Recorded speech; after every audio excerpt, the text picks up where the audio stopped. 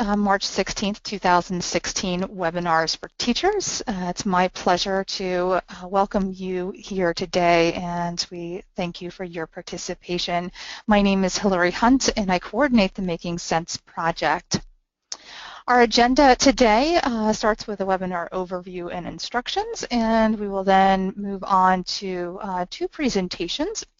David Buono from the Pennsylvania Insurance Department is going to talk to us about everything teens and adults too should know about car insurance, followed by Erin Yetter, who is with the Federal Reserve Bank of St. Louis, and she will be talking to us about a new curriculum package or a package of lesson plans called Kiddynomics, as well as some other great resources for teaching personal finance from the Federal Reserve Bank of St. Louis. At the end, I will wrap things up and give you a link to an evaluation form that you can complete to give us feedback on the webinar, as well as complete an evaluation form or a form to submit for Act 48 credits. These Making Sense webinars are a partnership between the Pennsylvania Department of Education and Penn State University, and they're part of a series of financial literacy and economic education initiatives. Some of you that were on, say, for example, last month know that one of the things we've done is create a model pre-K to 12 financial education curriculum for this use in the state, as well as a model personal finance course at the high school level and a complementary iTunes U course that provides lots of resources in addition to the curriculum and lesson plans that are associated with the model course. So if you're not familiar with any of those things that we do, I would encourage you to check them out. On this program this afternoon, we're going to try and provide you with a blend of different information. Content knowledge will be the focus of David Buono's presentation on car insurance. That'll be peppered in actually with a little bit of curriculum resources, because that's a presentation and tool that you'll also be able to turn around and use in the classroom. And certainly, Erin Yetter's presentation will be filled with curriculum resources. And then finally, I'll have some information at the end with some additional professional information, some great professional development opportunities that are coming up, especially with April being Financial Education Month here in Pennsylvania and elsewhere. So we'll have a blend of that on today's session for you.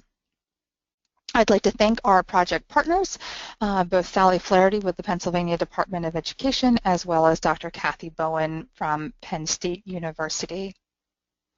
And with that, I would like to welcome David Buono. David is with the Pennsylvania Insurance Department.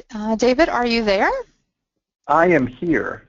All right, I am going to send things over to you and make you the presenter. It's great to have David joining us today. David is based in Harrisburg, and just a note for everyone that is on today, we have folks presenting from 3 completely different locations. You may experience that our volumes are a little bit different, so feel free to adjust your volume accordingly. And I'm really excited with what David's going to share with us today. He's giving us literally, and starting this off with sort of a back-end view at a new presentation that's available. So, David, they're all yours.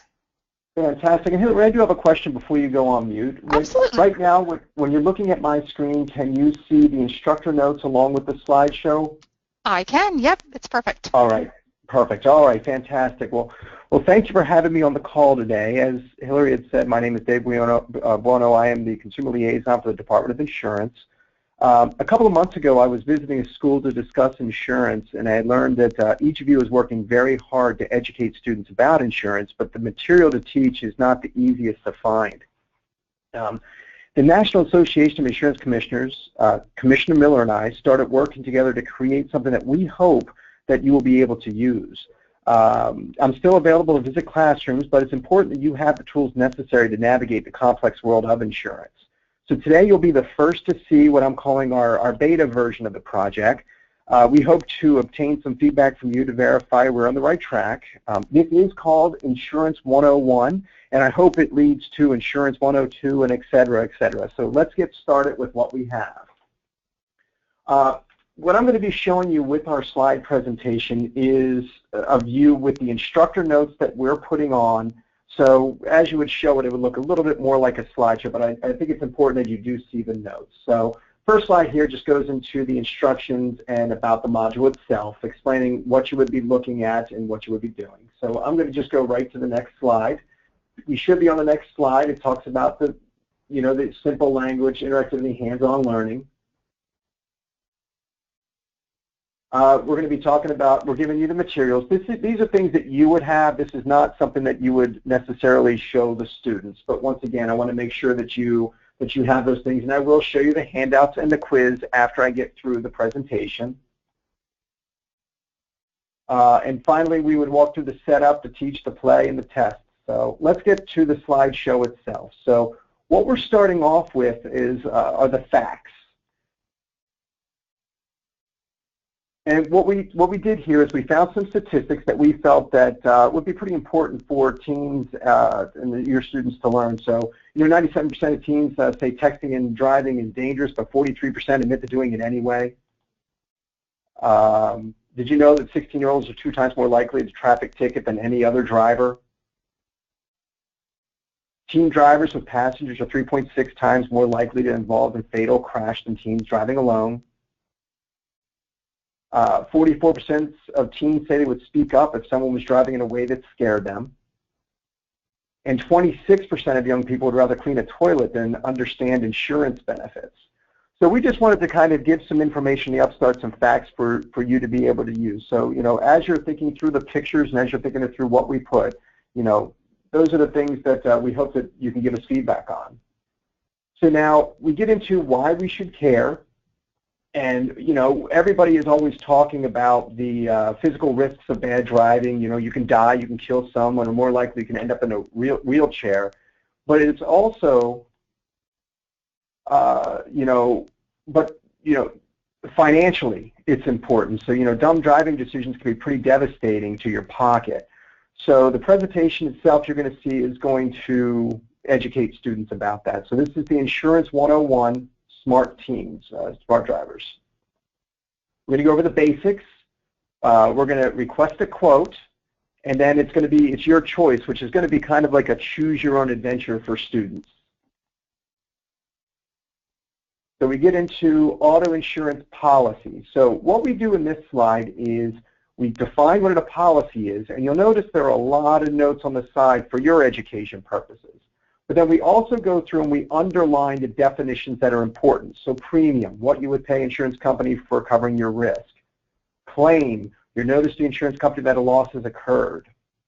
Losses, the cost in dollars of property damage or injuries covered in your policy. And limits, the maximum amount you will receive for a specific type of coverage. And finally, deductibles, what you pay out of pocket before the insurance pays your claim. All things that we think are pretty important for folks to understand about insurance. So then we go into what is covered. And once again, you'll see there are a lot of notes about what is covered. And in this slide, we also go into defining, well, what is comprehensive coverage? A little bit more information over here for you. What is collision? What is bodily injury? What is medical or personal injury? What is property damage liability? And we also talk about uninsured and underinsured motorists.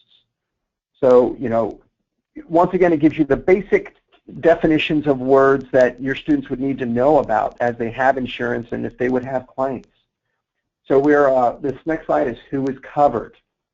Once again, you'll see we put a lot of notes in here for you to look at, to study, to understand, to give you a little bit more basic background. Talk about who a driver is, who passengers are, person inside the auto other than the driver injured in a covered accident, pedestrians. And then we talk about how to buy insurance. Now this isn't necessarily requesting the quote, but this is understanding what the word quote means, who an agent is, and what direct insurance is. Once again, as you can see, a lot of notes. We also put some pros and cons of an agent and direct insurance. So we want to make sure that you have all the information that you need to help the students. So once you kind of go through the information there, we have the Get Smart Challenge. So this is requesting a quote. We give you a character, his name is Jack. Jack is 17 years old. He likes Instagram. He plays, he runs track, plays tennis, and he's on the debate team. He's always dressed appropriately. He has a girlfriend sometimes, and he has a part-time job. So Jack buys a 2006 Chevy Silverado with $8,000, and he has a car payment of $135.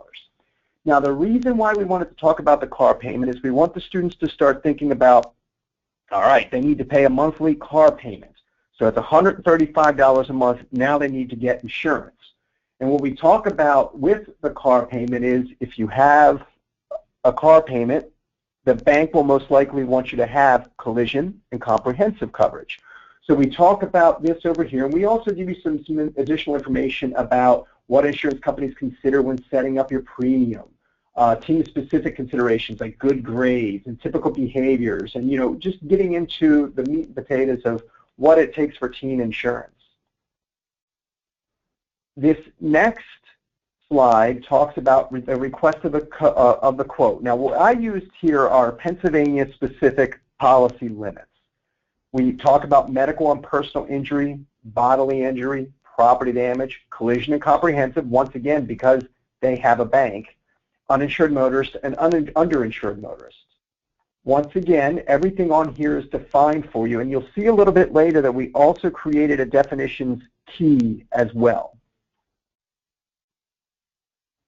So Jack's monthly premium is $100. So that is going back here. I'll just slide back real quick. I'm sorry. That is adding this up. This number right here adds up to $100. And then he has a deductible of $500 for collision and $250 for comprehensive. We spoke briefly about underinsured motorist property damage, uninsured motorist property damage, but that will be removed from the slideshow. The reason being is Pennsylvania doesn't offer that. When I was writing this, I'm actually writing it for the entire country, even though I sit here in Pennsylvania. So we'll remove that for you so it doesn't confuse anybody. Once again, there are plenty of definitions down here.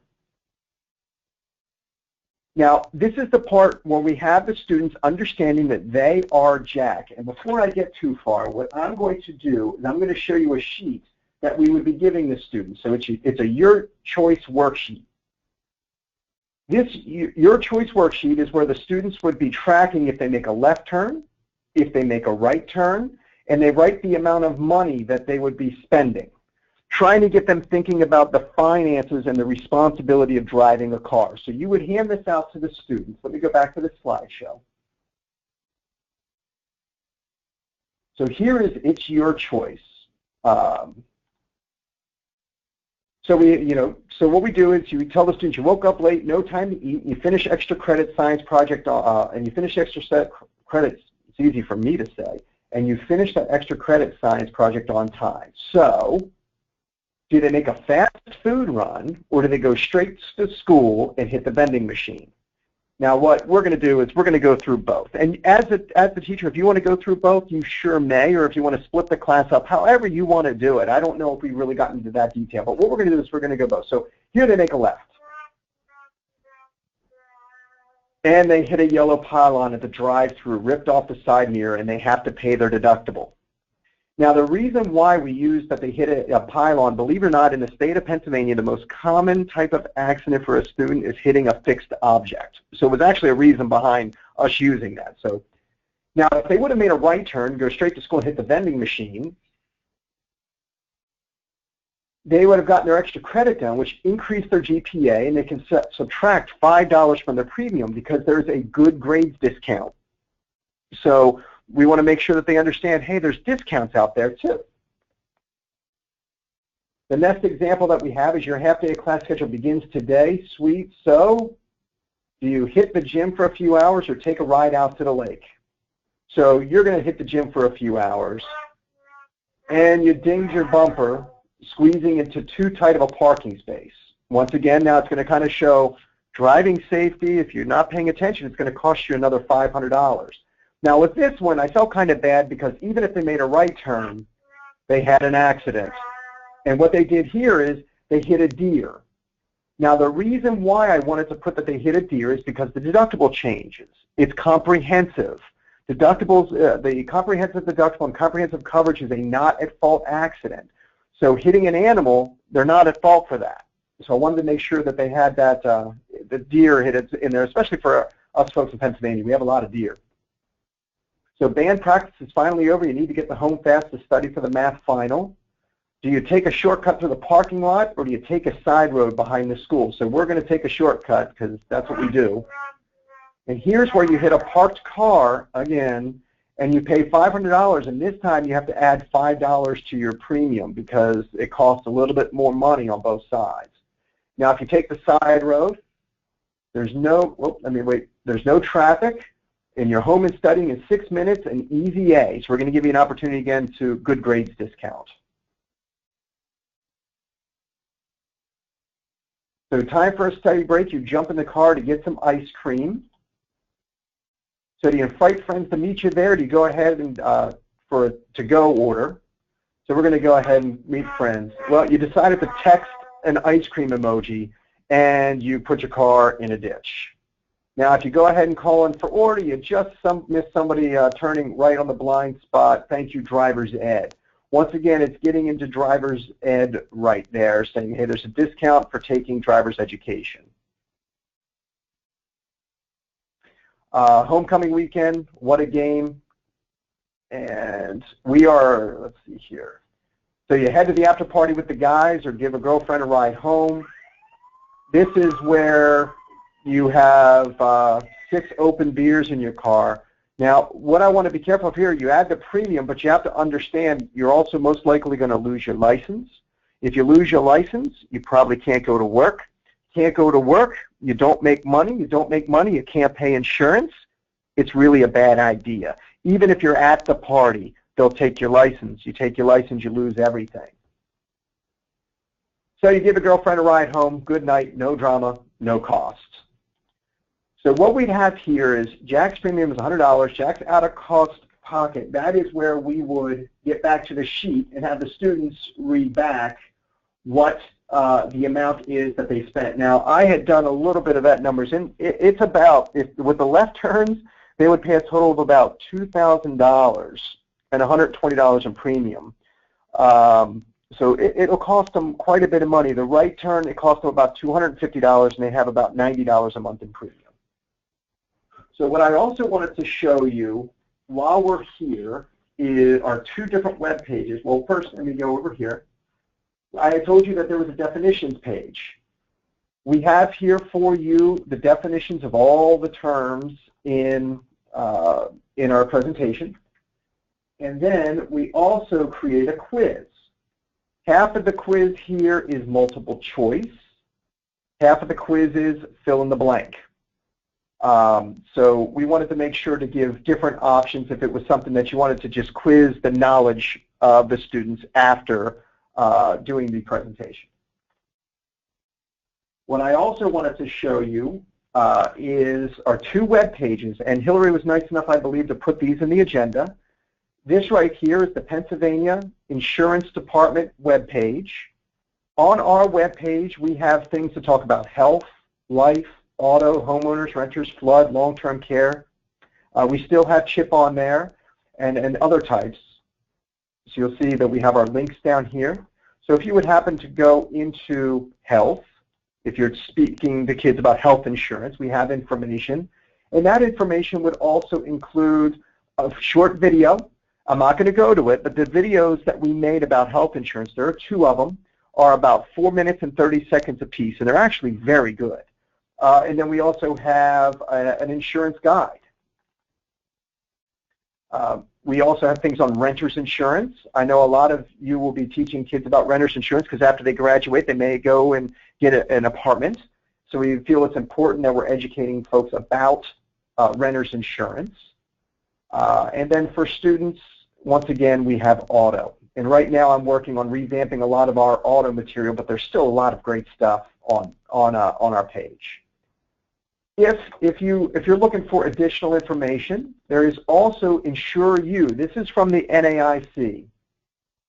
This has Teen Driving 101, as you can see the page here, and hopefully I'm not going too fast, but if you click on Teen Driving 101, It has all sorts of great information on preparing your teens for safe driving. It also has a Build a Teen Driving contract. You can download the contract. There's a free Rec Check app for the iPhone and for the Android, so it tells the students what pictures they should take, what information they should obtain. A lot of great information. What I'll do real quick is I'll go to the Build a Teen Driving contract. We'll hit go. And this is where it says, I will not operate a phone or mobile device in any way. Okay, I won't do that. I will not drive between the hours of, and this is where the parents can put the different hours.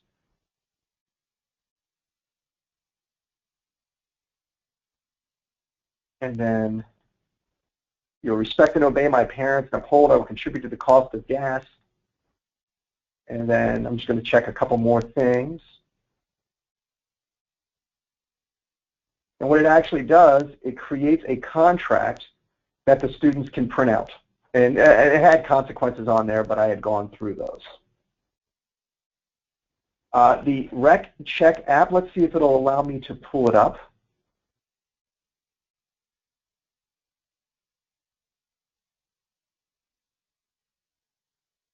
Well, it's taking a little bit longer than I like, so we're going to go around that. But pretty much what I wanted to show you today is the slide presentation that we're working through.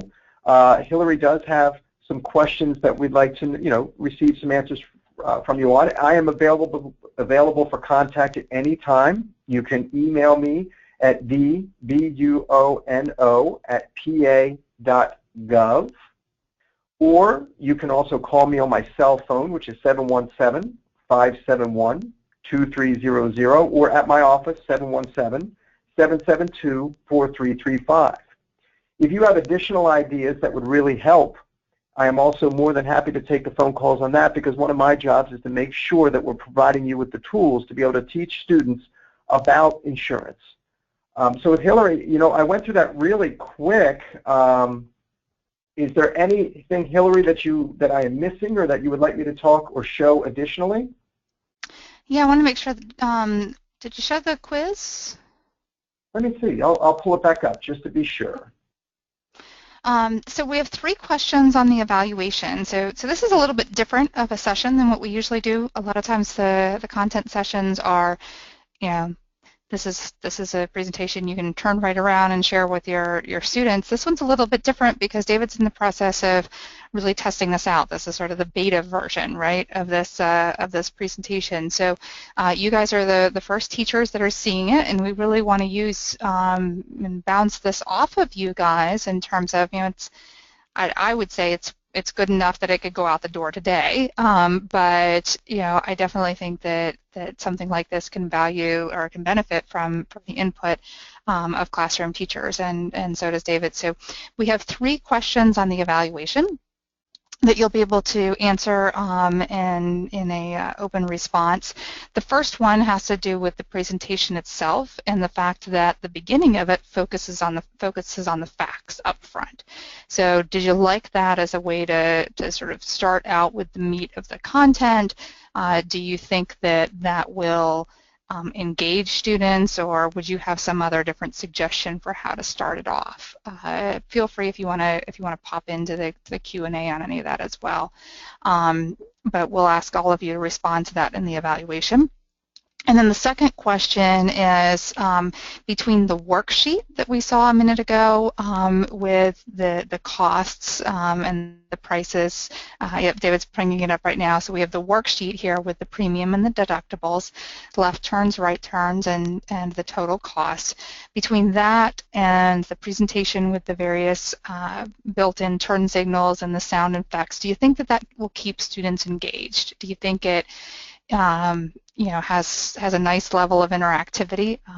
It's pre-programmed in the PowerPoint form, so when you click on one versus the other, it'll advance to the right slide. But do you think that's a good functionality? Is there anything else there that you would recommend? And then finally, with that quiz, it has a combination of multiple choice questions and also fill in the blank. So curious as to your thoughts. I think when I first saw it, David gave me a preview, and it was all multiple choice, and my suggestion was maybe alter it up. But we want to see what you guys think. You guys are the end users that'll be putting this out here. Do you think that that's the right format? Is it something that you would want? Is there something else that you would want maybe to accompany it? So those are the three questions that we're going to be asking on the evaluation. David, we had a question we had one comment that came in earlier, and our Pennsylvanians know their ancillary friends, and the comment was about the photo, that it looks like the photo of it looks like an elk crossing the road instead of a deer. It is an elk. That is actually a very good observation. We'll make sure that that's a deer. So yes, we Pennsylvanians know our elk from our deer, especially those up in. I almost said that. I'll get myself as Marlene. I almost said I think it's somebody from Elk County. So yes, it was somebody from Elk County that commented. She should definitely know her elk. So a question came in about when and how our participants will be able to get their hands on the actual presentation when it's ready to go, and or is it possible even maybe to get it in its beta form? So David, why don't you address that in terms of, if people wanted to use it next week, can they? Or if people just want it when you're done with it, how will they know and how will they get it? Well, here's what I'd like to do, because I do know for a fact that coming up, especially I guess after the holiday coming up, that is when some of the teachers out there may be teaching about insurance. So what I'd like to do, once I receive some of the feedback that we have, is go to the NAIC and go to the folks that have actually made this fantastic slideshow do the things that it does, because I don't know how to make those things whistle and stuff, and see if we're comfortable with letting it get out there. I'd be completely comfortable, if you all are, with letting it go in relatively the way that it looks. Like I said, there are a couple minor errors that I see that I need to fix, like the underinsured motorist property damage and stuff like that. But other than that, what I would do is I'd be looking at your feedback, seeing what we can incorporate, and then I'll talk to the folks to see if we can go ahead and start using it sooner rather than later. I know that I'm supposed to present it in May to the NAIC, but I'd hate to wait that long if it's something that you feel is something that would be very valuable to you. So, to be continued. Hillary, if I can get the information for the folks that would like to get it now, if they can maybe email me or email you, it'd be wonderful, so that I can reach out to them immediately as soon as I know it's ready to go, and I'll get it to them. Would that be fair? I think that would be great, and certainly your contact information is on the agenda and bios, which are downloadable there in the handouts section. And I can also, David, send you a list of the emails of the folks that participated as well. Maybe you can just do a blast email when the final one is out, but if people maybe want it in advance, then they could contact you directly.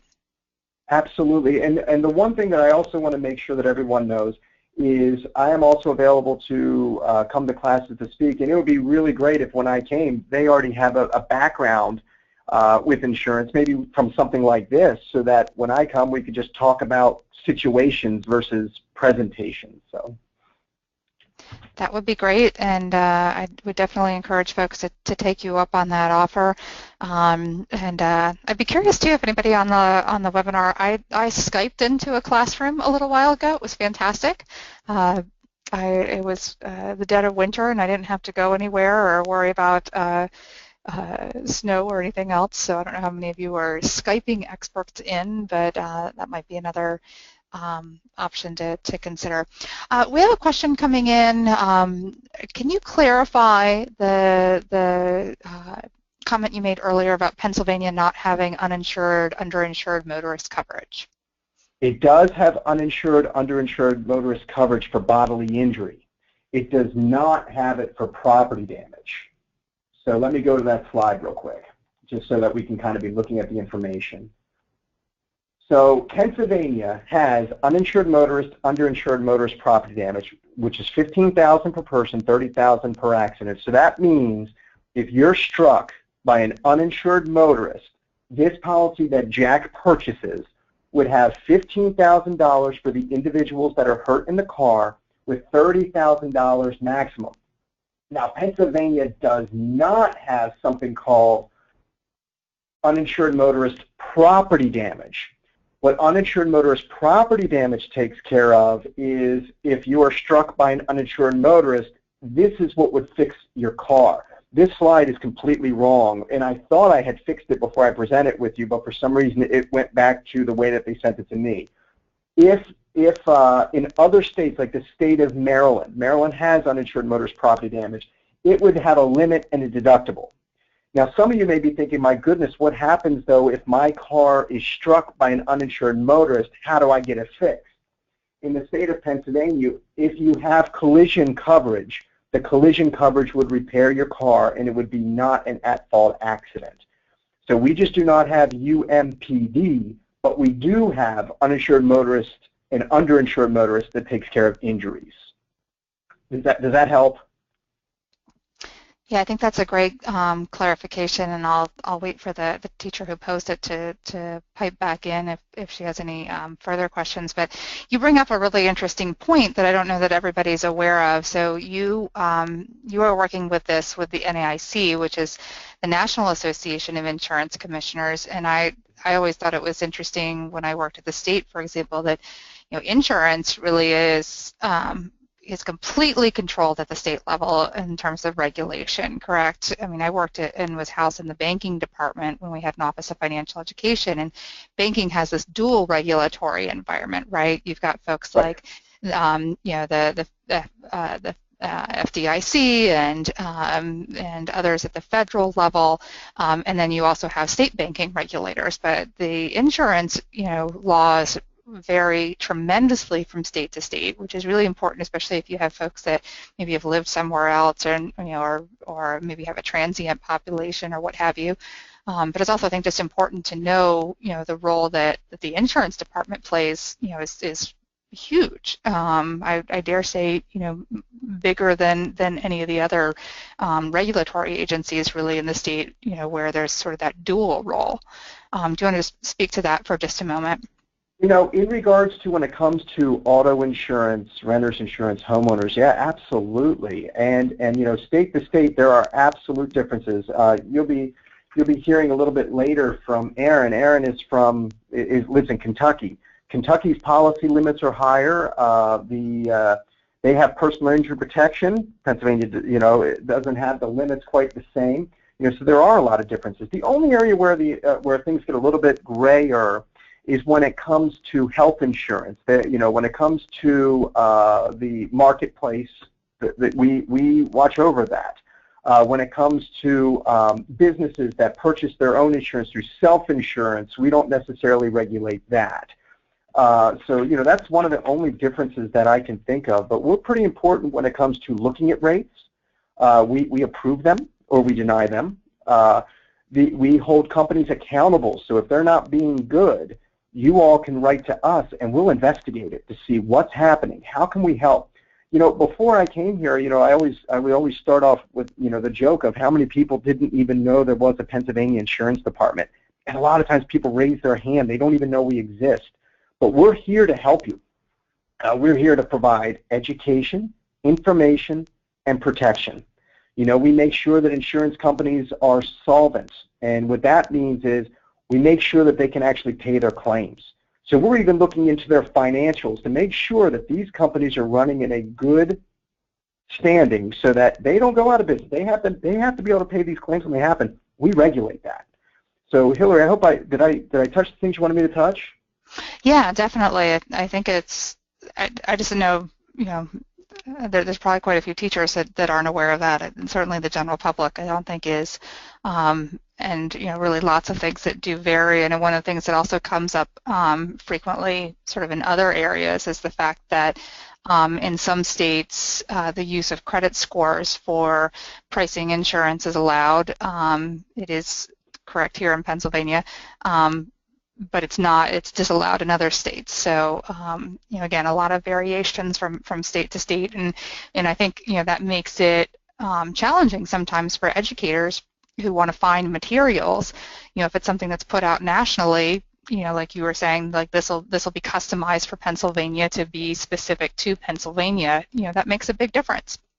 Yeah, and I actually believe I touch on credit scoring here. If I going from memory, I think I do. If not, I will absolutely do that, just so that you all have the information on what we look at. There are certain things that insurance companies can't do. They're not allowed to do it, and we watch out for it, especially when they're underwriting their policies. And I put that in here so that you would all have it. Hopefully this is going to be information that's going to be very, very good for everybody on the call. I'm really excited that the Pennsylvania Insurance Department can help with hopefully providing you with some Pennsylvania-specific information and some overall information about insurance, because the definition of the terms doesn't change state to state. Bodily injury is bodily injury, and collision is collision, and comprehensive. That'll give the students a really good foundation. Then they can learn more about how the world changes if they do happen to a great state like Kentucky or to Maryland or other places. David, I saw one other comment come in with regard to the assessment, and again, everybody will have the chance to give feedback on this in the evaluation, but maybe this will prompt some thought from some of our participants as they respond to it. I think it has to do with that third question on whether or not that quiz with the multiple choice and fill in, is a good assessment. And the suggestion was that with assessment tools, having something where students are able to problem solve or use critical thinking skills and apply their understanding would be another valuable assessment of student knowledge. So these are sort of rote memory types of questions. So something that's more of an application type of an assessment is what this teacher is recommending. So maybe there's some of the folks that are listening might have some ideas for what form that could take, or what type of a what you might call sort of a constructed response, something more open-ended that the students could respond to after seeing this. I think the more that we can help to do to give you some ideas, the better it's going to be for all of us to use in the end. So, anything? Yep. Oh, I was going to say, and the thing that I do like about my ability here is, as everybody, as folks use it, as we find things that can be refined, or as we find things that can be better, we'll make changes. We'll figure out better ways to communicate it. This is our first shot. This is us trying to create something. So, I'm sorry for interrupting you, Hillary. Oh no, I think it's great. I think this is going to be a great tool, and I thank you for letting our teachers be involved in helping you to make version 1 the best it can be, and continue to iterate upon that to make it continue to be improved. And I think this is a really good example of state government using its knowledge and its resources, and certainly the ability to partner at the national level with NAIC to tap into their expertise and make something that's broadly available, but also customized here for Pennsylvania is really fantastic. Any closing comments or thoughts there, David, before we move on, or any other final questions from our presenters? I'm going to go ahead and change the screen back over to mine. I just want to thank everybody so much for having me on the call, and I hope that we'll be able to help each other out in the future. So thank you very much. I look forward to working with all of you. Great. Well, we certainly thank you for being on with us, and thanks to everybody, all of our participants, for those great questions and great feedback. And I know you'll be on the hunt for a deer photo. I will. I won't expect it to change between now and our 6 o'clock session, but thank you so much, David. All right, so we're going to move forward in our agenda and change gears a bit. This next portion of our agenda is due in part to some requests and feedback that we got from you as our participants. We had some folks, we actually had one person in particular that specifically requested a session on Kittynomics, and some others that had said, we'd love to see more on resources for teaching at the elementary grade levels. We know, especially this 3 to 4:30 session, we get a lot of secondary teachers, because most of our elementary folks are still in the classroom. But I encourage those of you who are on that are in a secondary setting to consider a couple of different ways that you might also be able to use some of these materials. For example, I know a number of folks that have the ability to have students either volunteer or visit or work with elementary school students, so high school paired with elementary. That this might be a great way to use to facilitate something like that, to use some of these lessons. Others that are working with child development programs or others might also be interested in it from a different perspective. And third, I would really encourage you to think about counterparts within your district that you can turn around and share this information with. So I know a lot of our secondary and high school folks, the information that we give you, a lot of you are sort of lone rangers. You're the only one in your school building that's teaching personal finance at the high school level. But you might want to consider how might you get some of this information about how to translate this content into the elementary grades down to the elementary grade teachers. So it might even be something that you want to think about sharing, in some in-service form or form or fashion as well down the road. So with that, Erin, I am going to turn things over to you. Are you there? I am. Good evening. Good evening. I am making you our presenter right now. Erin, by the way, has some connections to Pennsylvania.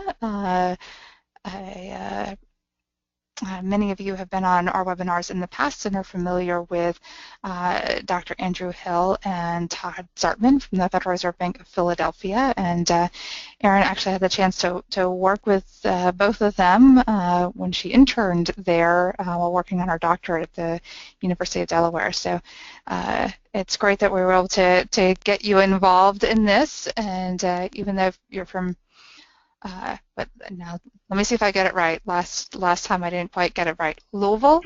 Did I get the pronunciation closer this time?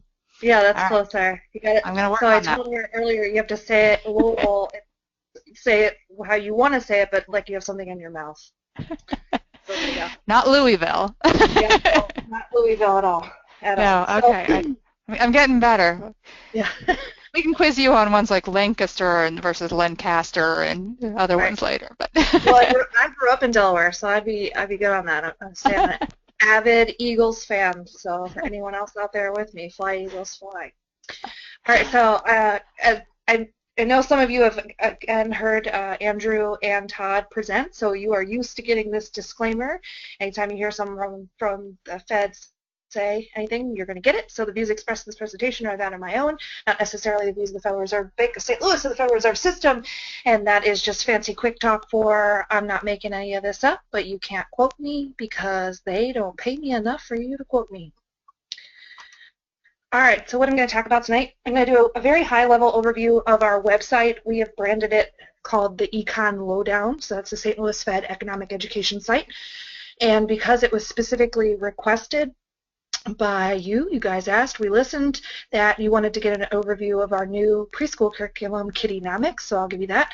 And then I'll very quickly go over what we have called our Instructor Management Panel. It's an online learning management process that you can access on our website. I'll tell you how to access it, what content is on there, and then if you're a current user, we've made a lot of updates, so I'll go over those. And then time permitting, I'll get on our website and actually show you some additional personal finance resources because we have resources at all grade levels, and then I will take questions if you have them. I'm sorry. So what is the Econ Lowdown? It is free classroom resources. I kind of cringe to say free as an economist because it's not actually free. It's someone's paying for it. It's just not you. So no cost to you classroom resources. Our website is stlouisfed.org/education. That's how you're going to get there. So what is the Econ Lowdown? It's just a collection, our branding of a collection of online resources for teaching economics and personal finance. What grades do we cover? With our addition of this Kiddonomics curriculum, we are now calling ourselves pre-K to 16. Previously, we were just K through 16, so pre-K all the way through college. And then we design our courses to, we teach economics and personal finance, but we design that to be inclusive of other subjects because we know classroom time is limited, so let's get some economics in there sneakily. We call it sneakonomics, and you can do that through integrating economics and personal finance with literature, history, geography, business ed, and math, and we have resources for doing all of that. And then at the bottom, I'd be remiss if I didn't mention quickly that we have our Federal Reserve Economic Data Set website. So FRED is what we love acronyms at the Fed. FRED, Federal Reserve Economic Data. It is about 300,000 time series data. It's basically pulling data from every data source that you can get your hands on in the United States and internationally all in one site. So if you need unemployment data or you need Farm Bureau payroll data, you don't have to go to different sites. You're going to get it all on one site, and you can make graphs. GeoFred is the graphing software that goes along with it, mapping software, and you could drill down to the county level, so you could just look at, say, unemployment for the state of Pennsylvania and have it show by counties, and it would be shaded, and it's customizable, and it's great. That's all I'm going to say about it today. So our resources, though, are tied to standards. We map to the national content standards in economics and financial literacy. In the St. Louis Fed, we encompass all or part of 7 states. So we cannot map to state standards because that's all we would do is map to them as they are ever changing. So we map to national standards and know that teachers are smart enough to be able to figure out how that correlates to your state standards. The old financial standards, literacy standards that we map to were Jumpstart. Jumpstart still has those standards, except we now map to the national standards of financial literacy. And then as applicable, all of our material is mapped to Common Core state standards as well. So what formats do our materials take? We have good old lesson plans, just like you're used to seeing and probably have written 1,000 in your day. But the difference, what we have is that we have whiteboard and or PowerPoint accompaniments to go along with them. The whiteboard software we write for is Smart or Promethean because they are the best selling in the United States, not or both. We have both. We have apps, podcasts, videos, simulated chats, and online learning modules. That's that instructor management panel that I was talking to you about. Tonight I'm just going to go over the lesson plans, specifically Kiddonomics, and then if time permits, I'll show you how to access the online learning modules. So this is our brand new curriculum, Kiddonomics. What is it? It's a 5-lesson curriculum designed to introduce young learners to the economic way of thinking. All lessons are literature-based, so every single lesson has a book that goes along with it. We do that to reinforce reading fluency. They feature active learning, so there's group work, there's think, pair, share activities, and they all include songs. We originally set out to only try and do 2, and we ended up being able to come up with 5 songs, and they also incorporate, some of them incorporate dramatic play, so things that young students love best. So as I said, it's a 5-lesson curriculum. The first lesson is Betty Bunny Wants Everything. This teaches about wants, choice, and scarcity, and students will learn because of scarcity, choices must be made. The storyline is that this little bunny goes to the toy store and her mom says she can get a toy, and she starts filling up her cart with all of these toys, and then she gets upset because she can't have all the toys, and it leads to a discussion about why can't we have everything we want. And although the book doesn't say it, the reason we can't have everything we want is because of scarcity. Also, all of our lessons in this curriculum are aligned to school readiness skills, and we got those from the Federal Department of Education, and those are skills that students should be able to do as they enter kindergarten. So things like book awareness, knowing that you read a book from front to back, being able to pick out the author and the illustrator. The second lesson in this series is Dr. Seuss's ABC book. This is a really cute book. It goes through the alphabet, so that's one of the things that they should know when they go into kindergarten. Yay! But it also illustrates goods and services. So that's what this lesson teaches, is all about goods and services. The students draw a picture with their letter of their first name. They have to recognize different letters in the alphabet, etc. I'm going fast through these because I am going to go in depth over one of the lessons. Lesson 3 is an orange in January. In this, the concept there is taught is consumer and producer. The story is about a little boy who goes to the grocery store and buys an orange, and then he takes it home and he eats it. And in the beginning of the story, it shows the orange being picked at the farm. Can't talk, sorry. And so it has a lot of really great economics. We could probably write 3 lessons based on this one book because there's some transportation issues and trade issues. So it's all about like how can an orange that is a fruit that is not usually being able to be grown in January, how can we consume that in January? So the little boy is a consumer of the orange and the farmer is the producer, and we transfer that to real life and have the activity for the lesson being that the students make orange juice popsicles, and therefore they are a producer of orange juice popsicles, and then they freeze them, and later on they get to eat them, and when they eat the orange juice popsicle, they are a consumer of that. Oop, how did I go? There we go. Lesson 4 is just saving my money, and I'm going to very quickly just say that this one is about banks and money because this is the one we're going to go through in detail. The last lesson is lesson 5, you can't buy a dinosaur with a dime. This one is about saving and spending, and throughout the story the little boy is saving up to be able to buy a dinosaur, and so they identify examples of saving and spending, and they hold up a plus sign when he's saving and a minus sign when he's spending. That's what we do with older or advanced students. Maybe if you were doing this with kindergartners. If you're doing it with preschool, we just have them take a step forward or take a step back. They also practice counting with pennies, and there's some coloring activities in this one. And again, a song. So let's go into greater detail, though, about lesson 4, just saving my money. So you would actually have physical pieces of money, coins in front of you, and you would say, what are these? And the students would hopefully then answer that these are money, this is coins. Maybe they'll specifically say this is a quarter. And you're going to tell them this would be a handout from the lesson, and you'll show them the vocab card and say that these are money, and money is anything that we use to buy goods and services. And goods and services are talked about previously, so that's understood. And that money is either paper bills, like this $5 note, or coins like these pictured below. And then you'll ask them that, do they have any money? Do you have any coins or dollars at home? If so, where do you keep your money? They'll probably say in a piggy bank or a jar. And then you're going to tell them that's a great place, but another great place to keep it is at a bank, because a bank is a safe place to keep your money.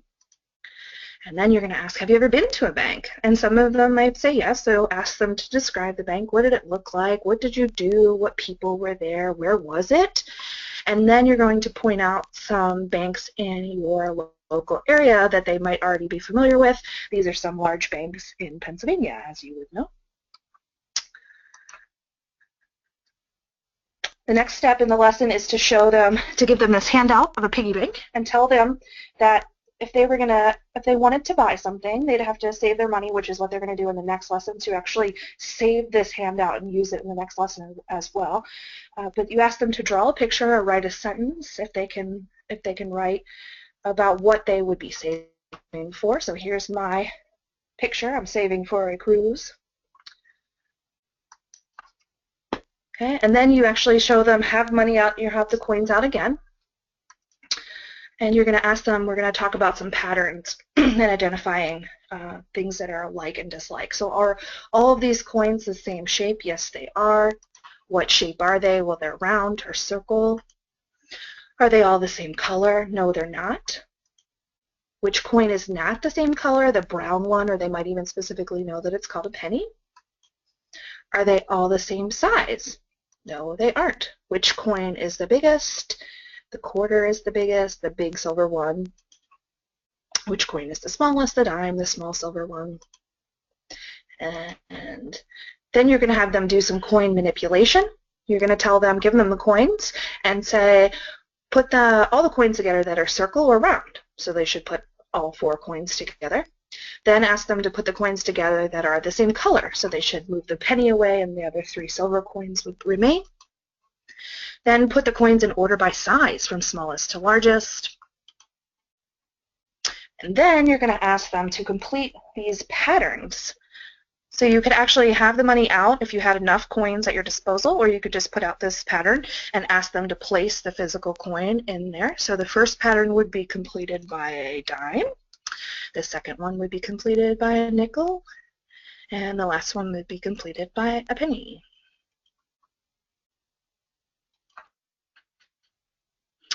Okay, then you're going to, so up until this point we haven't done anything with the book. Now is the time that the book comes in. You're going to show them the book cover. You're going to ask them, where is the title of the book? And they'll hopefully point to this part that says, Just Saving My Money. Where's the name of the author, or the person who wrote the book or writes the book? And they'll say right here, Mercer Mayer. The other thing we want them to be able to pick out is the illustrator of the book, and this book provides a good example of something that is often done, in that the illustrator is the person we know who draws the pictures for the book, but in this case the author is also the illustrator. So Mercer Mayer is the illustrator of the book. And then you're going to ask them to look at the picture and say, based on the title as well, what do you think this book is about? So they might say about going to a bank, they might say about money, they might say about animals, because there's the little critter and the bank teller is an animal, and the little mouse and spider. So we're going to read the book, and I probably, for time, I'm just going to show you a little snippet of it because you can see it, so you can see it. It's pretty well illustrated. It's not that one, it's that one.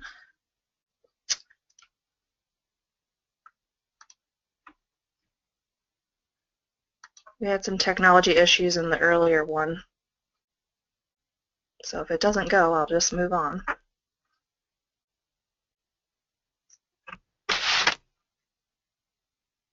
And it looks like it doesn't want to. Okay, so I'm just going to move on, but it's simple language, illustrated very nicely. One of the things that you have them do during the book being read is to increase engagement. You have them say, oh, and then this says click. It's supposed to say clink. When you hear the word money, say clink, because that's the sound that a coin makes when it's dropped into a piggy bank. And the word money is mentioned 16 times, so they are saying clink a lot. And they really, for all of our lessons, we go out and pilot these and get feedback from teachers. So we actually pilot them with students to see how the students react, and then we also get feedback from teachers. We had 2 teachers do this entire curriculum who have been preschool teachers for many, many years to give us feedback so that we know we're on track with what we're doing. The students love this part. I was going to do a Q&A on the book in Kahoot, but we had to cut that as well, a little bit time permitting to get through. So much to show you all of our great resources. The next part of the lesson is that here's the bank. You're going to hand them a handout and say, draw a picture of yourself taking the money that you put in your piggy bank or your savings jar to the bank. So here's the picture. These kids have actually just left the bank, having emptied their piggy banks into their savings accounts, and now they're walking away on a bright sunny day. All right, and as I said, all of the lessons have songs written for them, so I am going to torture you at this moment and sing the song that goes along with this lesson. It is sung to the tune of Wheels on the Bus. So, oh, when my piggy bank is nice and full, nice and full, nice and full. Oh, when my piggy bank is nice and full, I take it to the bank. The teller at the window counts my coins, counts my coins, counts my coins. The teller at the window counts my coins when I'm at the bank. I know the bank will keep my money safe, my money safe, my money safe. I know the bank will keep my money safe until I take it out.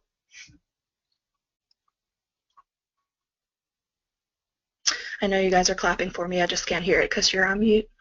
I am. Right, I was actually saying bravo, bravo, bravo. You're way braver than I am, by the way. Yes. Everybody would have logged off if I had sung it. All right. Back to you, Erin. Just wanted to let you know somebody was listening. Thank you. All right, so I do, instead of going to the instructor management panel right this second, I'm going to go to the website and show you our wealth of personal finance resources available. So this is the main site that if you get, I gave you in the beginning, /education. You can also get there by going to just the bank's homepage and then clicking on economic education. All of these things are clickable over here to the side. You can also search in here. These are all clickable. And then there's filters down here as well. So if we wanted to filter by personal finance resources, we could go over here and click that. You see that we have 169 personal finance resources. Click there. It's going to think and then come up.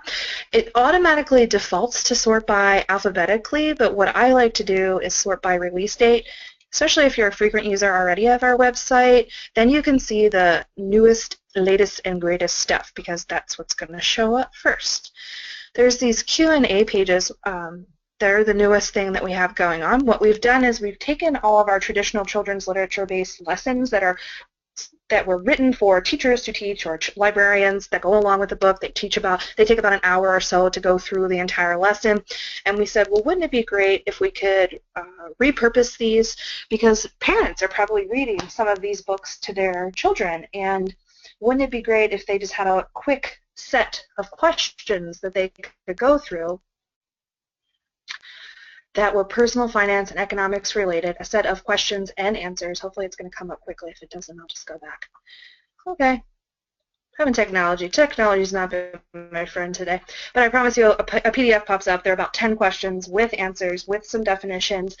And what is also really great is instead of parents just using them, it could also be a teacher if you just don't have time to teach an entire lesson. If the student's going to be checking this book out from the library, you could just send this page home with them and have their parents go through it. So there's a lot of different resources or ways that you could utilize those Q&A pages.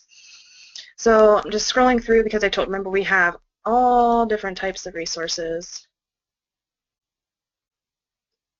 These are online courses. These are more Q&As.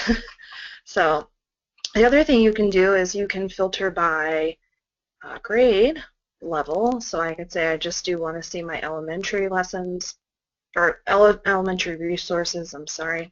And then by resource type. So you can see that ebook, we have one ebook that is a personal finance book for elementary students. We have 16 lessons. We have 14 activities. We have 2 multimedia, so you can filter that way, which I also think is nice. Hillary, how am I doing on time? I'm sorry. Oh, you're doing great. Keep going. No. Okay. You're doing all right, great. Okay. All right, so here are some other things that I wanted to draw your attention to. One of the things is a glossary of terms. This is a function.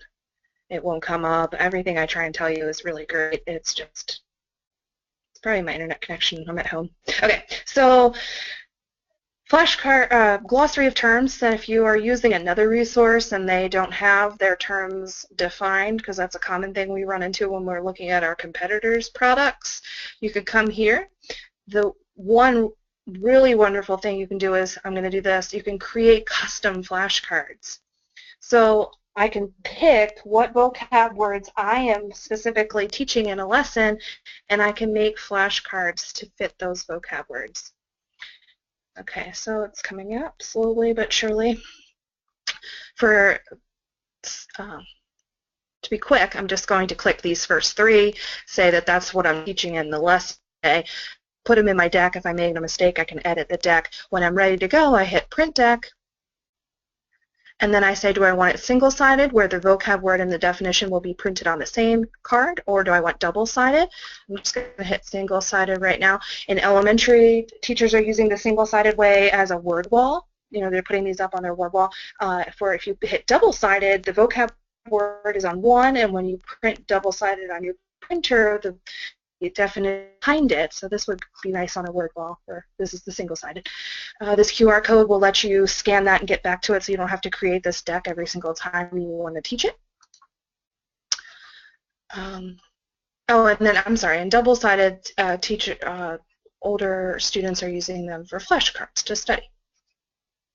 So again, just going back to the main site, subscribe is the best way to get in touch with us, what we have coming up, all of our events. We have a newsletter we put out 9 times a year that tells you about our newest, greatest, and latest resources, as well as all professional development we have coming up. Endorsements, we work with some other organizations and specifically in some large school districts that say, hey, we're doing good stuff.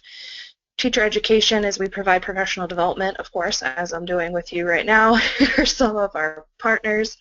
How you can get a hold of us is contact us. These are all pretty self-explanatory. The other thing, and it's very similar to what I just showed you on that glossary, is a set of flashcards, though they are specific to personal finance. So the flashcards here are already set up. There are 2 ways that you can access them. You can access them a printable set of flashcards, and it just pops up a PDF. I'm not going to click on it. But how I use these, it's a question with multiple choice answer, and I print them out on different colored paper and cut them out and make them into cards and hide them underneath something when I'm getting ready to teach the lesson, and then I have them get up and match with each other to go find the person that has the same color cards as them, and then in the group they have to quiz each other with the flashcards. The other way is that you can click on this and it makes it's an interactive way to go through the flashcards. Oop, and I did already have that up, so hopefully it just comes right up. Here's one to show you. And this you could do as a whole group discussion. So what is the difference in closed-end credit and open-end credit? Here are the answers. So I am not reading, I'm just putting, boop, what if we said that? Did we check our answer?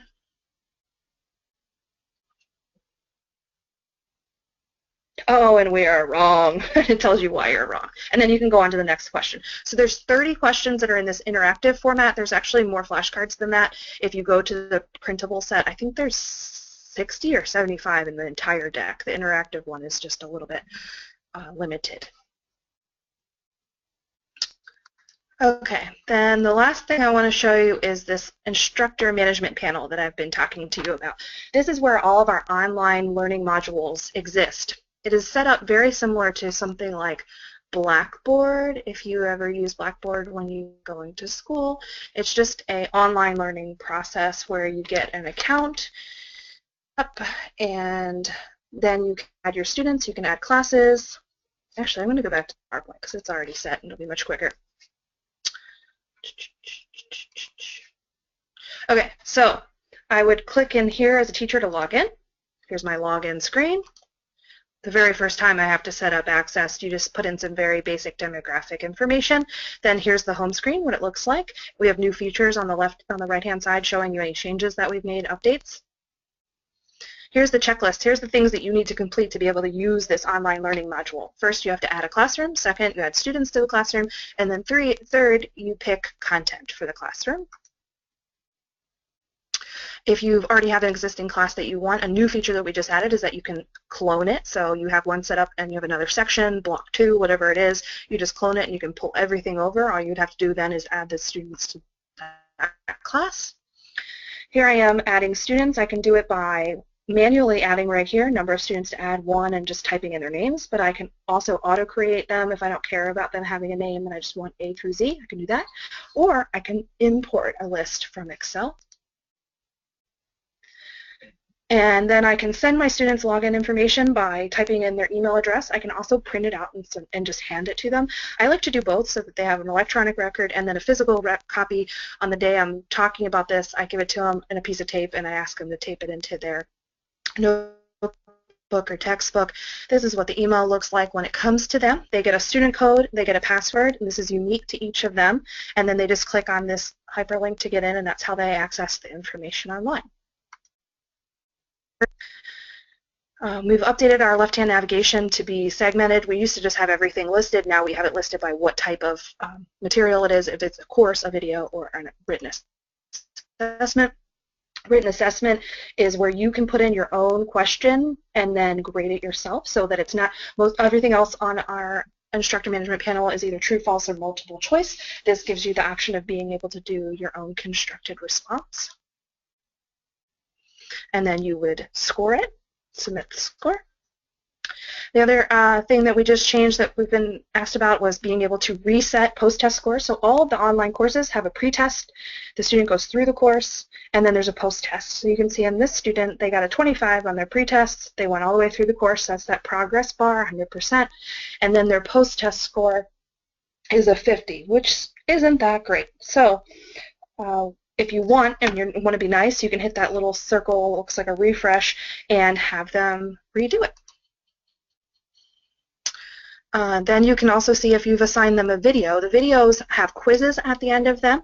They're built on the mastery model, so they can take those as many times as they'd like.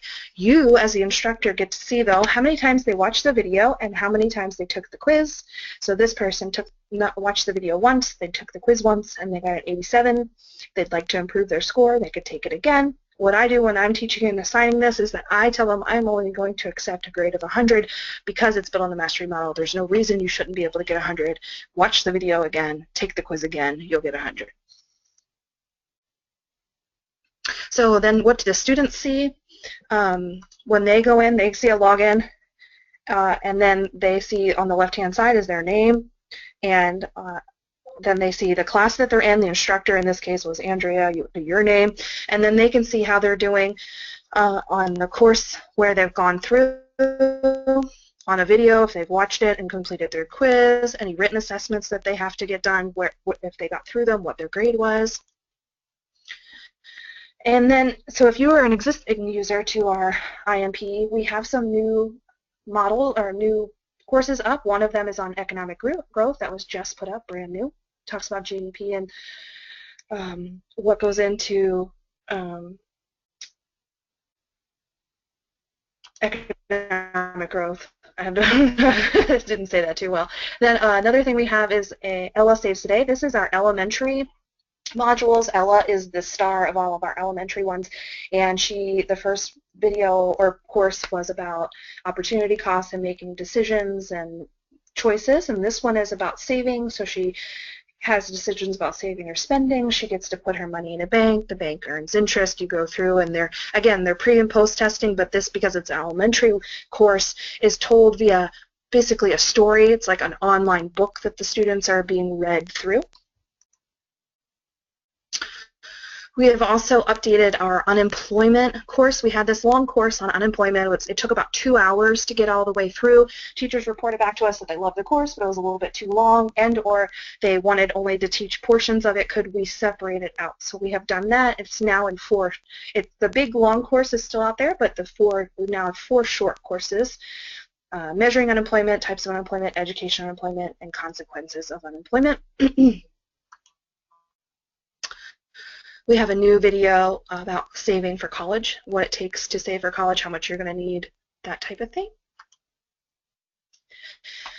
This is another elementary resource. We partner with other Federal Reserve banks. If they have online material that they would like to put behind our instructor management panel, we let them do that. This is from the Kansas City Fed. It's called Financial Fables. It features these 4 birds, and they have different shopping wisely, Piercy and the credit crisis, saving and spending. It's a good, cute, interactive, again, elementary resource.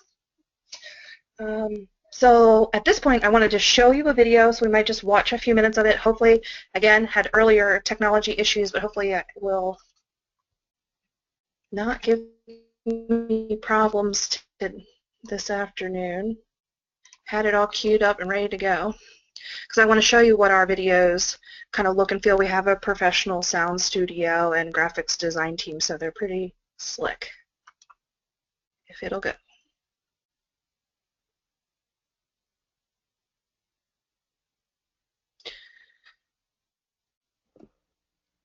Why don't we see if it'll buffer for a second, Erin? Maybe while it's waiting, we had a question about, or a comment about how great it is to see some of the middle grade level materials. I wondered if you could talk a little bit too about some of the middle school level items that you have. You might want to try and do why don't you try and do a refresh on that one to see if it'll queue it back up.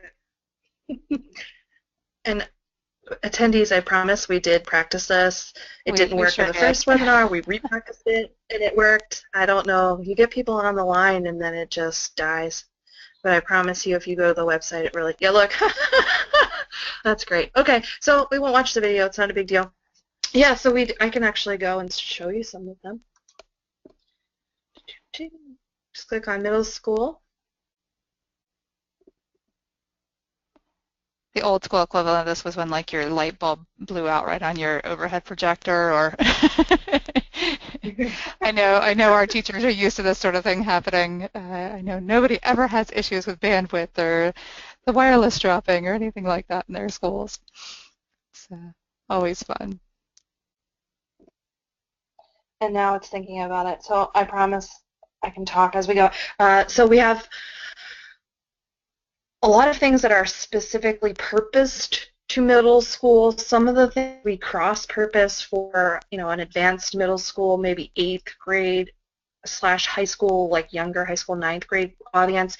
Middle school we have specifically we tie to, not all of them, but a lot of them we have children's literature books as well, but in this case they are chapter books.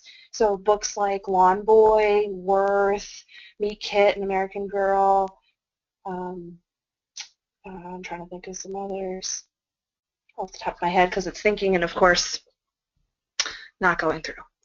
But we do have plenty of middle school resources. Hopefully, if it comes back up, I'll go to it. Oh, actually, because that's where I was going to go. Ha, ha, ha.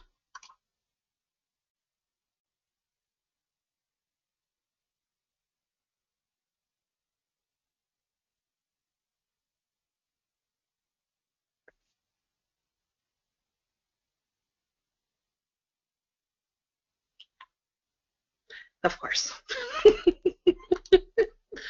All you can do is laugh, right? Let me try and get on a different, I'm going to try and get on a different browser. While I'm doing that, if anybody has any questions, I would be happy to answer them.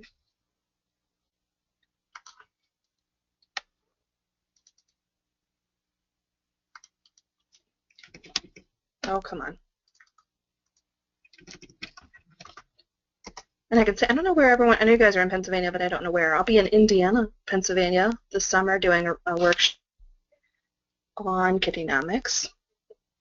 Andrew was unavailable, so I'm coming over to do that for him. Oh, great. Are you doing with that with the PASCS or with the Family Consumer Science folks at Indiana University of Pennsylvania? I probably should know, but I don't. So I'm guessing so. If it's this summer, I'm guessing so. That'll be great. That'll be great. No, okay, so. Oh my gosh.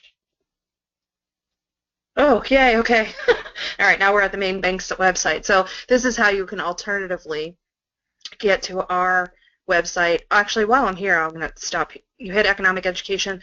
This is that newsletter I was talking about, and I think if you're going to sign up for one thing and want to know what we got going on, it's this, because it comes out 9 times a year in the school year. Teachers are our primary audience, so that's when we're writing to you, and you just hit subscribe. You fill out some very basic information, and then you're not getting peppered with a lot of emails. You're only getting the newsletter, which has everything in it. So, like, for example, we have a student board of directors in St. Louis, so if we're asking for people to be nominated for that. We've just recently made it so that all of our videos, instead of streaming, so when you have issues like this, if you are trying to stream them and you can't, you can actually download them all into MP4 files. MP4, I can't talk tonight. Here's all our upcoming professional development opportunities. Everything we have, anyone can attend from anywhere in our district, and it's all at no cost to you. We don't charge any type of registration fees. We feed you well. If you've gone and seen Andrew at the Fed, you know that's one thing that the Fed does. We feed you well. And then for upcoming events, we have a museum in St. Louis that we're trying to get people to go to. It's also at no cost. Data, and then how you can contact us, and of course we're on Facebook and Twitter. So that's the newsletter. Again, one-stop shop if you want to just sign up for one thing. I'm going to go back and try to get to those middle school resources. While you're navigating there, Erin, we had a question come in. Do you recommend any computer games that deal with checking accounts and basic financial education?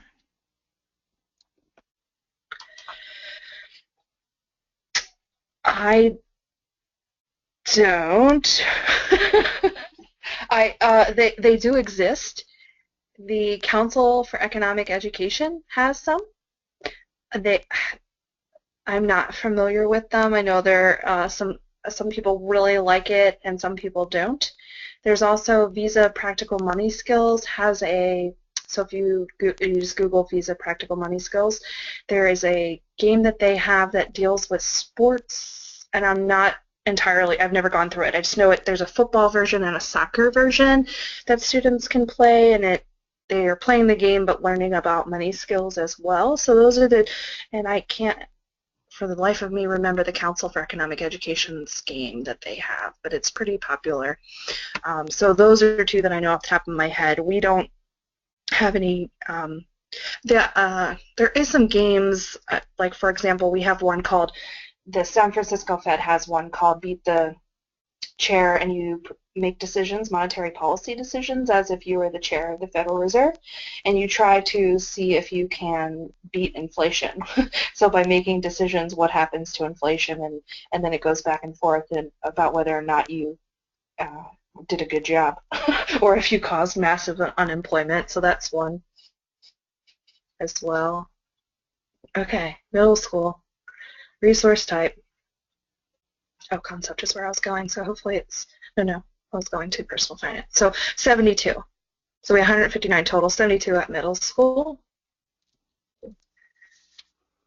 Again, you can sort by release date to see the newest. I didn't tell you, but one of the things we have are these chats. That's another type of format we have for content, and it's like a simulated chat on Facebook or AOL Instant Messenger between a student and a trusted advisor, usually a parent or an older sibling, and we have one on car insurance. So if you wanted to have another method for teaching about car insurance, you know that different methods are good for students. This is a good about entrepreneurs. We had Ashley had this in Louisville. We had 3 entrepreneurs come into a high school, but they did a very basic talk about what it takes to be a successful business owner, and to, you know, so we did it. We put it up into 3 short video clips about entrepreneurial skill. All right, now there we go. So again, if you play the stock market game, we are a partner with SIFMA, so we help them create educational material to go along with the stock market game. It goes both ways. They have some stuff on insurance. That's probably in all the areas of personal finance. Insurance is where we are most lacking, and we know that. And there are people out there that have great resources, like you already saw from the state of Pennsylvania. So we're trying to work with those partners and just get their content versus us creating it on our own. Involved is a newsletter. Here's one of those children's literature lessons I was talking about. This content on Worth is about risk and bank failure, and they play there's a role-playing activity in it where some students act as a bank and some other students act as people trying to obtain a loan, and they're given some criteria about what they can and can't say. So if they're a business owner, if they've ever defaulted on a loan before, and then the bank makes a decision yes to give them a loan or no, and then at the end they roll a dice, and depending on what number comes up is whether or not the loan gets repaid. And if the banks, there's 2 different banks, and if the banks lose too much money, they go into foreclosure. So talks about what a bank default is and that kind of stuff. Okay, so I think you see that's a lot of middle school resources there.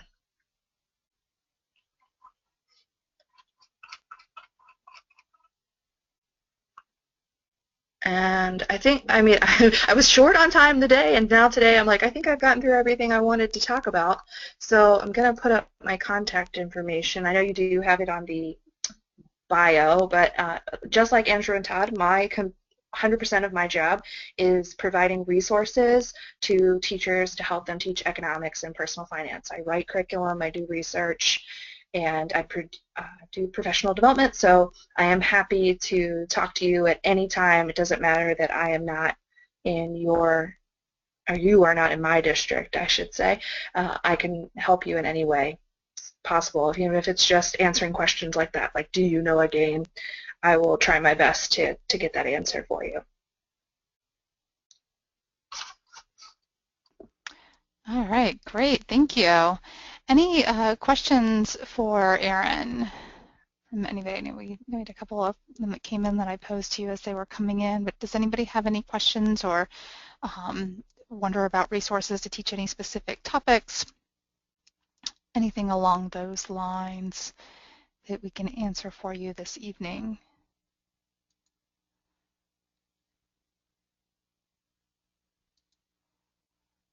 All right, I'm switching over here to my screen. Erin, are you seeing my PowerPoint yet full screen? Yes. All right, great. All right, don't see anything else coming in. So thank you, Erin. That was great. Covered a lot of information and hopefully gave people a lot of different ideas about things that they can use in their classroom. I think we've got a mix of folks on with us today from different age ranges and to work with different grade levels. So a lot of opportunities to do a lot of different neat things. I know some of our in the past, I've worked with some high school teachers who, for example, have used lessons that are aimed at preschool or lower elementary grades to have their students, their high school students, actually use those lessons to go in and teach younger kids. So in some cases, folks have, say, a child development program maybe that they're running in their FCS department, and they'll use those lessons with say, preschoolers that they're bringing in and working with. In other cases, I know, for example, my local school district, we're in a small rural area. We have one campus with the elementary, middle, and high school. It'd be great to see the high school students working with the elementary school students to even present some of those lessons. So lots of different ways that you can even think about those. And I would also say that I have myself used children's literature with middle school and high school students, and sometimes their faces just light up with it. So I always personally love getting recommendations for books, especially those great picture books that can be used even with older students. It sort of breaks up sort of the routine and is certainly sometimes something very unexpected for them to see. So thank you again, and we have folks, hopefully we'll have a bunch of folks tapping into some of those resources. So I am going to use the last few minutes that we have and just provide a little bit of additional professional information for everybody before we log off here this evening. As many of you know, this is a webinar series that we do throughout the school year. We have one more coming up in April. We've been working our way through the various big ideas and topics within our model curriculum. So we started with money management, earning money, borrowing money, financial services. Today is risk management and insurance. And then next month, in the midst of April is Financial Education Month, we will be focusing on saving and investing. And our tentative agenda for April, which is pretty locked in, I don't anticipate too much change in this. The content piece is going to be on investing. We are going to have Doug Hassenbein, who all of the classroom presentations and school visits from the Pennsylvania Department of Banking and Securities.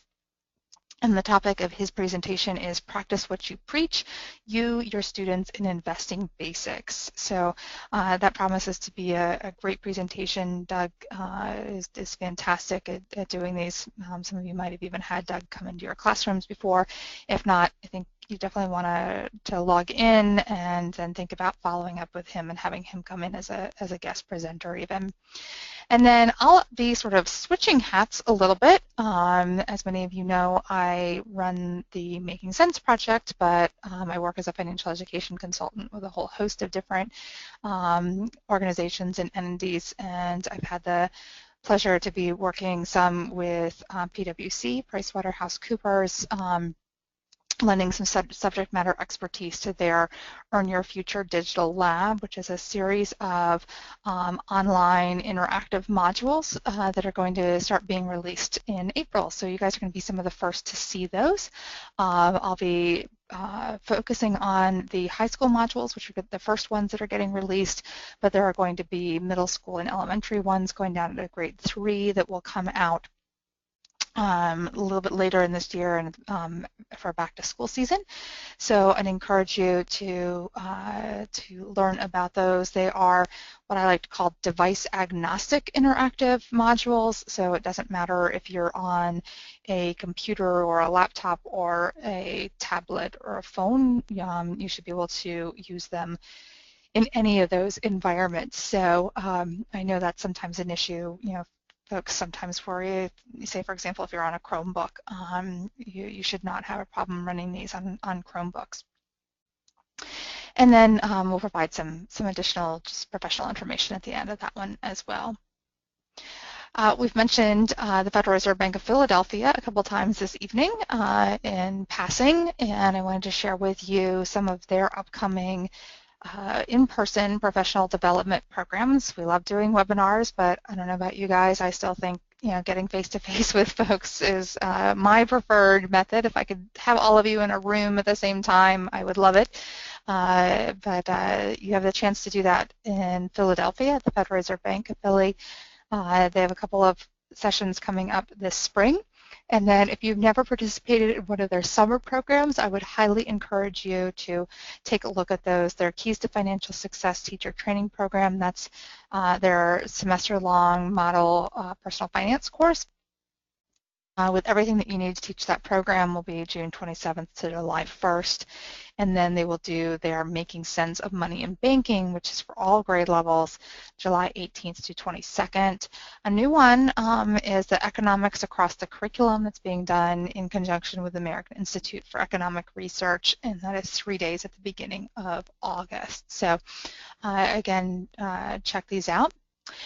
This next one is one that I just got information on today. The Allegheny Intermediate Unit is hosting a Financial Literacy 101 program for teachers the morning of April 14th. And then starting at 11, from 11 to noon, that is open to both teachers and students. So if you're in Allegheny County or in the Allegheny Intermediate Unit, you might want to consider, and actually if you're anywhere nearby and can bring students in that day, consider this program. But it's also going to be live streamed, and so I think it might be an interesting opportunity for you to watch this presentation, and if nothing else, the student panel on financial literacy taking place from 11 a.m. to noon on that day. Also happening in April, again, lots of things happen in April with Financial Education Month, but this is the 10th annual Financial Literacy Summit, co-hosted between the Federal Reserve Bank of Chicago with support from Visa. Now I'm not expecting a whole bunch of folks from Pennsylvania to get on a plane or drive out to Chicago to attend this, although you'd certainly be welcome to do so. It's free to participate, but you can also just go ahead and live stream this one as well. And this topic I think is really interesting, the future of innovation in financial literacy, and they've got some great speakers. Somebody with MoneyThink is going to be on. They're really doing some cool and innovative things around using technology with young people to increase financial literacy and better financial habits. So some really neat stuff on that one as well. Might be another one that you might want to check out. I'm going to ask all of our participants if you will, here I'm going to lower everybody's hand to start, but raise your hand if you've ever applied for one of these Pathway to Financial Success grants. This is through Discover. The funding is from Discover. Rumor has it this may be the last time that they offer these grants. So I'm not seeing any hands raising yet. I would strongly encourage you to look at this grant program. It is for high schools that are teaching or will be teaching personal finance, either as a standalone or integrated. And we've had quite a few Pennsylvania schools that have been successful in securing these grants in the past. So I know, for example, there's at least one school district that plans to submit a grant to be able to support the use of the iTunes U course in their classrooms with some technology to help to support that. I know others that have purchased materials and supplies necessary to implement a program. So this is a great opportunity that I would strongly encourage you to look at. This one is unfortunately specific to high school. I'm not aware of any others right now that go into the elementary and middle school that are open-ended. However, there was a program going on. I'd have to check and see if it's still going on with Donors Choose. That if you taught some of PwC's lessons, not the interactive modules I was talking about before, but some of their other traditional classroom lessons, that you could earn money to support a Donors Choose activity, which could be your own, or you could be merging those into one for a school. So that would be another one to take a look at for those who are interested in those at other grade levels. We also putting together and finalizing plans for the development of our K-8 versions of our iTunes U course, as well as making improvements to our existing high school course. So if that is something that you would be interested in getting involved in, I'd ask that you please let me know. We'll be doing an in-person session this spring that's going to take place in State College April 22nd to April 23rd, and other work that will be done at home sort of on your own time. So if that is something that you are interested in participating in, please shoot me an email as soon as possible. And also, as you use any of our materials, feel free to please let me know if there's anything that you find that a broken link or additional resources you think we should be including. Finally, I'd like to remind everybody that you can reach us on lots of different platforms. We're on Facebook, Pinterest, and Twitter. And if at any time you have any questions, please don't ever hesitate to reach out and get in touch. And with that, I'd like to thank you for spending your time with us this evening.